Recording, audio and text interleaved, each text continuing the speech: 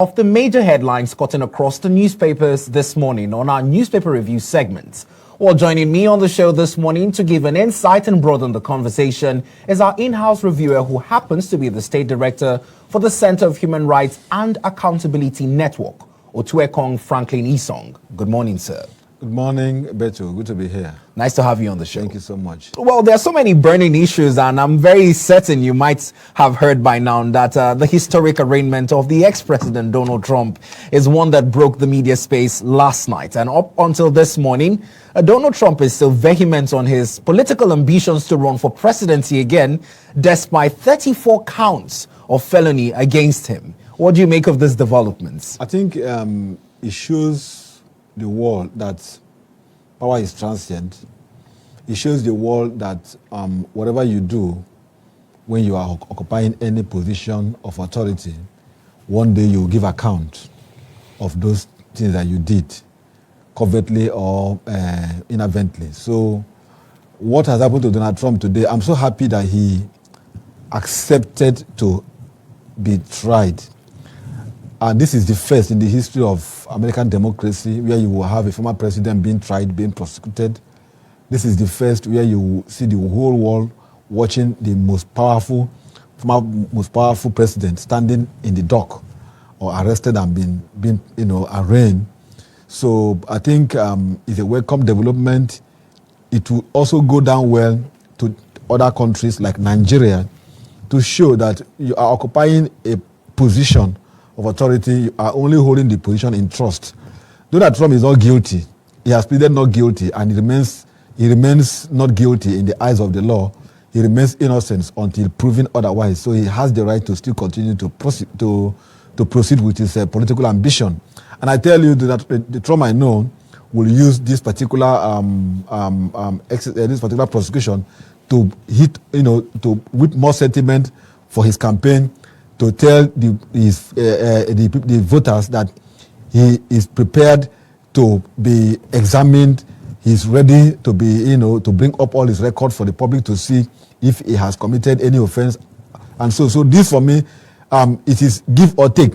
It is going to add for his campaign or to mar his chances. But I think that Trump still has the right to contest the next year's election, next year's pool of his country. So for me, for Nigerians, I want our sitting presidents, those who have been there and those who will be there and the one that is currently there, to note that no one is above the law.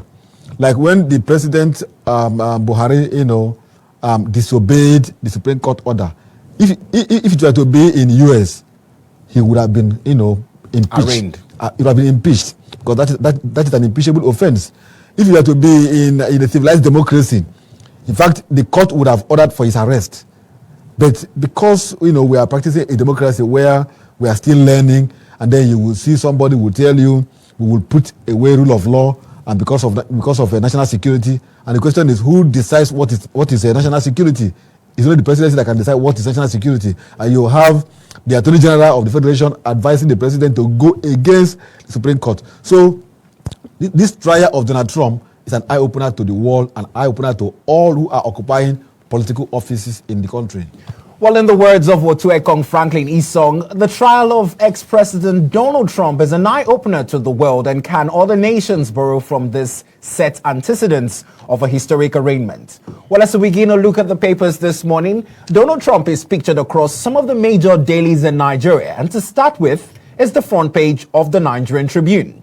On the Nigerian Tribune, here is a picture of ex-President Donald Trump with his defense team in a Manhattan court. Photo credit is given to the Associated Press. The caption reads, "In historic arraignment, Trump pleads not guilty to 34 felony charges." More on that is on page 28. Well, also on the Nigerian Tribune is a splash. Media group slams NBC over 5 million naira fine on Channels TV. More on that is on page 8. The lead story on the Nigerian Tribune reads, "Treason allegation, Obi knocks Lai Mohammed. Your accusations malicious, fictitious," he says, as minister accuses him of treason, inviting insurrection. Says INEC withheld uploading presidential results on suspicion of cyber attack. NCC denies tracking leaking Obi's phone conversation with Oyedepo. More on these stories are captured on pages 2 and 21.